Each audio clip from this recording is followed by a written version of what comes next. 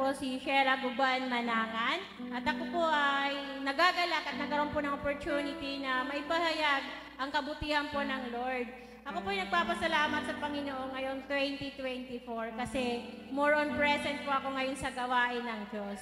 Kasi last year po, yung masakit po sa damdamin na sobra pong maraming pagsubok, mas nananaig po yung pagsubok kaysa sa paglilingkod sa Panginoon. Kaya ngayon natutuwa po ako at nagpapasalamat sa Lord dahil kahit na hirap pa rin pa mga pinagdadaanan namin, pero mas napapagtagumpayan po namin ito dahil nasa presensya po kami ngayon sa Panginoon. Nagpapasalamat din po ako na every Sunday po, na-encourage ko na po yung asawa ko na kabila ng anumang sitwasyon, kami po ay makapagsamba po dito sa ating worship hall at maging po yung aming gawain po sa San Luis. Nagpapasalamat po kami na nagkakaroon na po ng alab po ng puso na mas unahin po talaga ang gawain ng Diyos kaysa sa hanap buhay. Grabe yung ginagawa ng Lord na pagpapala po sa San Luis Church. Makikita mo yung kapangyarihan ng Diyos kung paano siya gumalaw at nagiging inspirasyon ko po yun dahil kung paano pagpalain ang church at nanampalataya ako na sa buhay din namin habang naglilingkod kami may gagawin din po ang Panginoon. Ini-encourage ko po ang lahat.